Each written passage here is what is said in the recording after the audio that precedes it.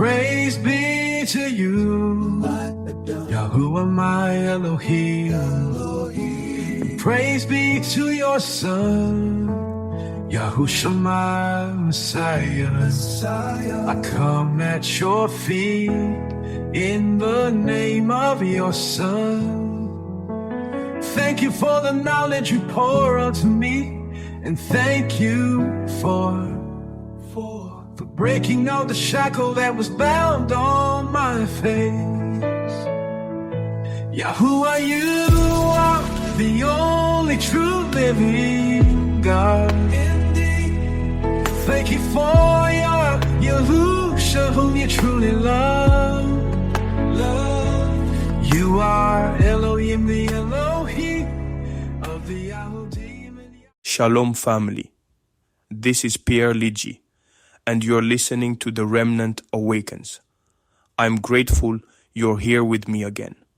Whether you're tuning in for the first time or you've been walking this journey with me for a while now. You know, every episode we dig a little deeper. We challenge what we've been taught, and we try to get back to the roots, the real roots of our faith. Today, I gotta warn you, we're going to step on some toes. But hey, truth isn't always comfortable, right? So let's get into it. So, let's talk about these so-called church fathers. Who were they, really? I mean, you hear their names thrown around in church history classes, in sermons, in all these books. Augustine, Origen, Tertullian, Jerome, Ignatius, and a whole list of others.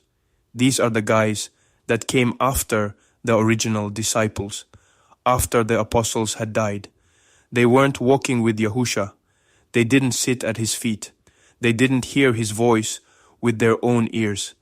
But somehow, their words became the foundation for what most people call Christianity today.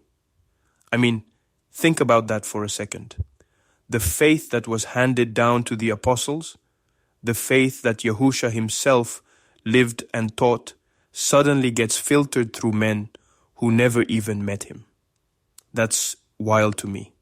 And honestly, it should make us pause. Now, let's not just get caught up in titles and fancy robes. What did these men actually teach? If you look at their writings, you'll see a pattern. They started introducing doctrines that you just can't find in the Torah or in the words of Yahusha. Things like the Trinity. Yeah, I know, that's a big one. Or Sunday worship instead of the seventh-day Shabbat. Or the idea that the Torah was done away with, replaced by grace. And, man, don't even get me started on the stuff about the soul going straight to heaven or hell after death. We talked about that in a previous episode. Remember, the rich man and Lazarus, how that story is a parable, not a literal teaching about the afterlife. These church fathers brought in Greek philosophy, Roman customs, and mixed it all up with the faith of the apostles. And then, over time, their words became law, councils, creeds, all that. But is that the faith Yahusha gave us, or is it something else?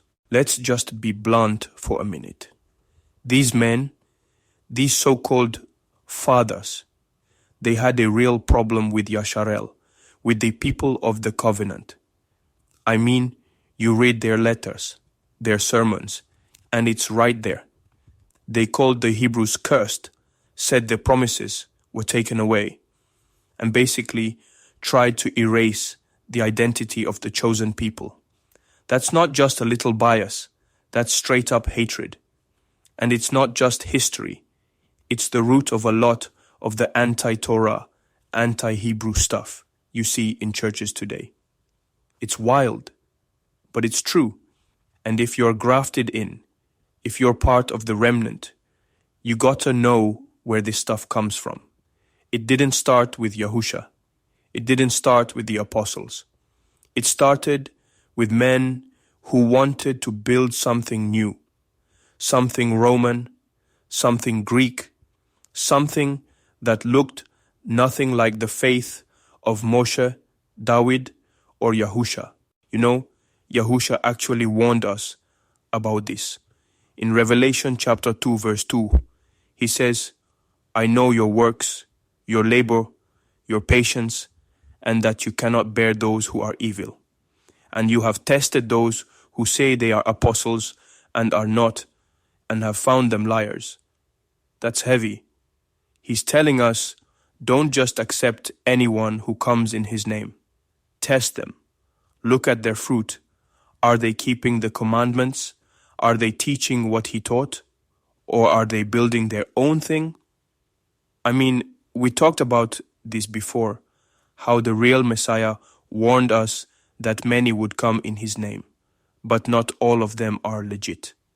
The church fathers claimed authority, but did they have the fruit, or were they just building a new system, a new religion on top of the old one? So, what's the real foundation? Is it Rome? Is it the councils, the creeds, the traditions? Nah. The true foundation is Yahushua HaMashiach, the living word, the Torah made flesh. It's the covenant Yahuwah made with our fathers, with Abraham, Yitzchak, and Yaakov. It's the commandments, the testimonies, the faith once delivered to the saints. That's what we're called to return to. Not the inventions of men, not the philosophies of the Greeks or the power plays of Rome. I mean, we've talked about this in other episodes, how every prophet kept the Torah, how Yahusha didn't come to start a new religion, but to restore the covenant. That's the foundation. And if you build on anything else, it's like building on sand. It might look good for a while, but when the storm comes, it's gonna fall. So, if you're still holding on to the teachings of these church fathers, if you're still clinging to tradition just because it's old, I'm telling you, let it go. Come out of her, my people. That's what the word says. Don't let the robes and the titles fool you. Don't let history intimidate you. Test everything by the word. Return to the foundation. Return to the covenant. That's where the remnant stands. That's where the awakening happens. And honestly, that's where freedom is. All right, family, that's it for today. I'm Pierre Ligi, your brother from the tribe of Yehuda, and this is The Remnant Awakens.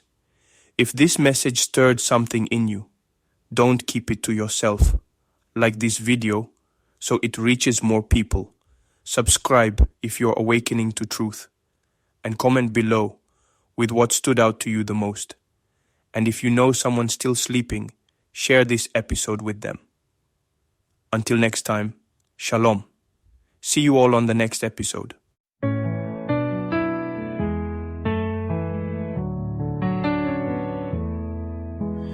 Praise be to you, Yahuwah my Elohim. Praise be to your Son, Yahushua my Messiah. I come at your feet in the name of your Son. Thank you for the knowledge you pour unto me, and thank you for breaking out the shackle that was bound on my face. Yahuwah, you are the only true living God. Thank you for your Yahusha, whom you truly love.